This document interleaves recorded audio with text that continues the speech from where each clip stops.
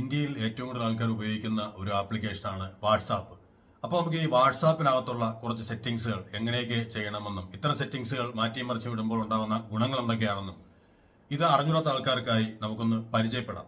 വാട്സാപ്പിലെ വ്യത്യസ്തമായ സെറ്റിംഗ്സുകളും അവയുടെ ഉപയോഗവും നമുക്ക് ഈ വീഡിയോയിൽ കൂടി വിശദമായി മനസ്സിലാക്കാം. വീഡിയോ ഇഷ്ടപ്പെട്ടാൽ ചാനൽ സബ്സ്ക്രൈബ് ചെയ്യുക. നിങ്ങളുടെ മറ്റുള്ള കൂട്ടുകാർക്കും ഈ അറിവുകളൊന്ന് ഷെയർ ചെയ്ത് കൊടുക്കുക. ഒന്നാമത്തേത്, നമ്മുടെ വാട്സാപ്പ് ഓപ്പൺ ചെയ്യുമ്പോൾ നമ്മുടെ ആ 3 ഡോട്ട്സിൽ ക്ലിക്ക് ചെയ്യുന്ന സമയത്ത് നമ്മുടെ ഫസ്റ്റ് പോകുന്ന ഒരു ഓപ്ഷൻ ഉണ്ട്. 3 ഡോട്ട്സിൽ നിന്ന് നമ്മൾ നേരെ സെറ്റിംഗ്സിലേക്ക് പോയാൽ ആദ്യമായി അക്കൗണ്ട് എന്നൊരു ഓപ്ഷൻ കാണും. ഇതിനകത്ത് പോയി കഴിഞ്ഞാൽ പലപ്പോഴും നമ്മുടെ ഫോൺ നമ്പർ മാത്രമായിരിക്കും വാട്സാപ്പിൽ കൊടുത്തിരിക്കുന്നത്.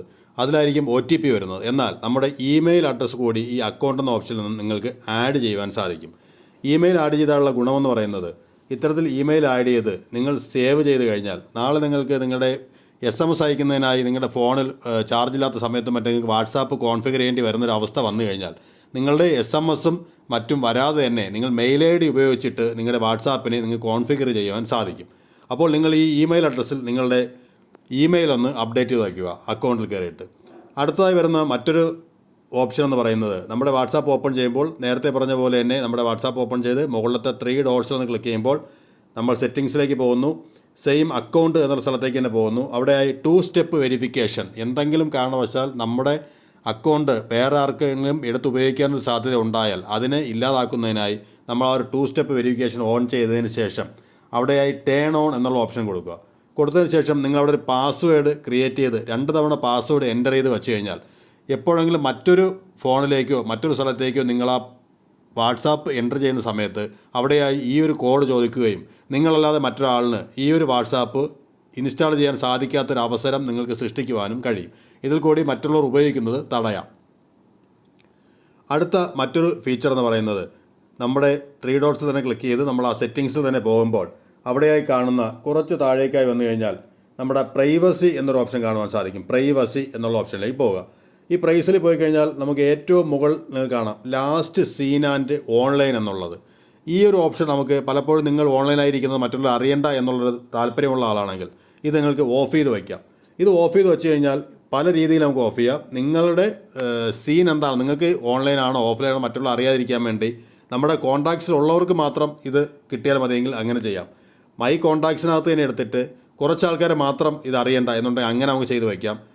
ഒരാളും നമ്മുടെ സീൻ കാണണ്ട എന്നുണ്ടെങ്കിൽ ആ രീതിയിലും നിങ്ങൾക്കിത് മാറ്റിയിട്ട് സെറ്റ് ചെയ്യാവുന്നതാണ്.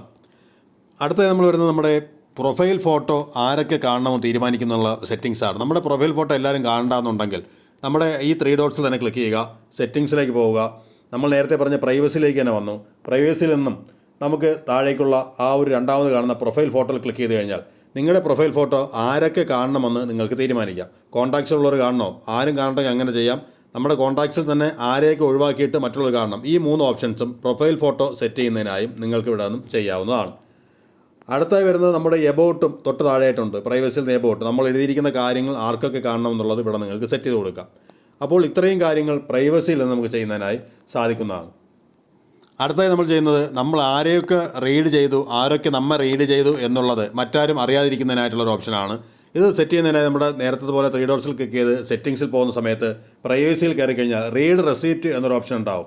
ഇത് ഓഫ് ചെയ്ത് കഴിഞ്ഞാൽ നിങ്ങൾ ഏതൊക്കെ എപ്പോഴൊക്കെ ഓൺലൈനായി ഏതെല്ലാം നിങ്ങൾ നോക്കിയിട്ടുണ്ടെന്നും നിങ്ങൾ ആരുടെയൊക്കെ ഡേറ്റ നിങ്ങൾ നോക്കിയിട്ടുണ്ടെന്നും ഡബിൾ ടിക്ക് ബ്ലൂ ടിക്ക് വന്നിട്ടുണ്ടോ എന്നുള്ളതും നിങ്ങളുടേതും അറിയാൻ കഴിയില്ല, നിങ്ങൾക്ക് മറ്റുള്ളവരുടേതും അറിയാൻ സാധിക്കില്ല.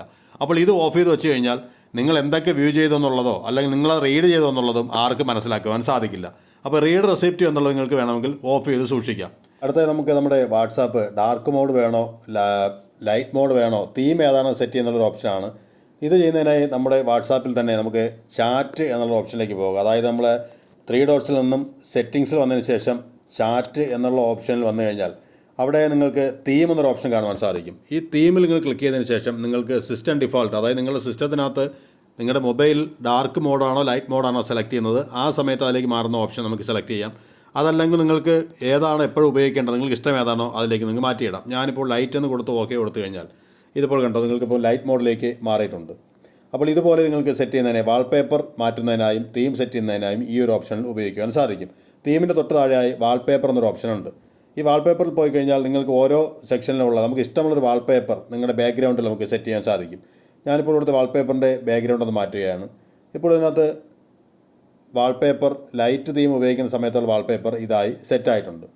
അപ്പോൾ നമുക്ക് തീമും വാൾപേപ്പറും ഈ ചാറ്റ് എന്ന ഓപ്ഷൻ ഇവിടെ കയറി നമുക്ക് സെറ്റ് ചെയ്യാൻ സാധിക്കും. തൊട്ട് താഴെയായി ചാറ്റിൽ തന്നെ കുറച്ചുകൂടെ താഴേക്ക് വന്നു കഴിഞ്ഞാൽ മീഡിയ വിസിബിലിറ്റി എന്നൊരു ഓപ്ഷൻ ഉണ്ട്. ഇതൊരു പ്രധാനപ്പെട്ടതിന് ഗുണമെന്ന് പറയുന്നത് ഇത് നിങ്ങൾ ഓഫ് ചെയ്തിടുകയാണെന്നുണ്ടെങ്കിൽ നമ്മുടെ വാട്സാപ്പിലേക്ക് ഡൗൺലോഡ് ചെയ്യുന്ന വീഡിയോകളും മറ്റും ഡയറക്റ്റായി നമ്മൾ ഗാലറിയിൽ കാണാതിരിക്കുന്നതിനുള്ള സംവിധാനമാണ് ഇതുകൊണ്ട് ഉദ്ദേശിക്കുന്നത്.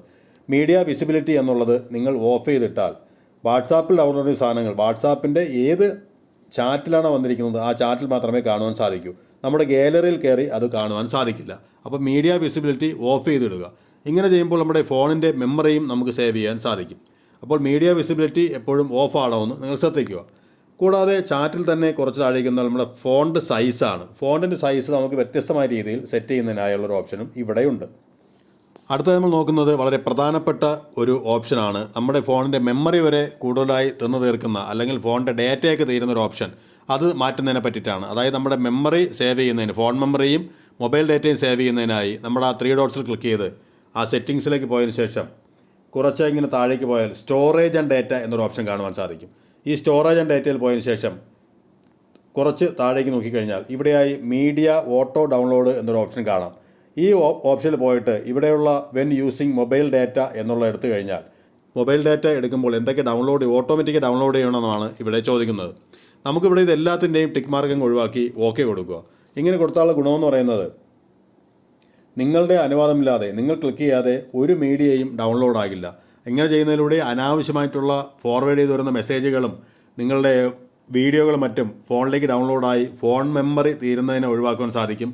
കൂടാതെ നമ്മുടെ ഡേറ്റ നഷ്ടപ്പെടുന്നതും ഒഴിവാക്കുവാൻ സാധിക്കും. മൊബൈൽ ഡേറ്റയിൽ ഇങ്ങനെ ചെയ്യുക. അതുപോലെ തന്നെ നമ്മുടെ വൈഫൈയിലായിരിക്കുന്ന സമയത്തും ഇതെല്ലാം ഓഫ് ചെയ്തിടുക. നിങ്ങൾക്ക് ആവശ്യമുള്ള സമയത്ത് ക്ലിക്ക് ചെയ്തതിന് ശേഷം മാത്രം ഇത് വരുന്ന രീതിയിലാക്കി ഇടുക.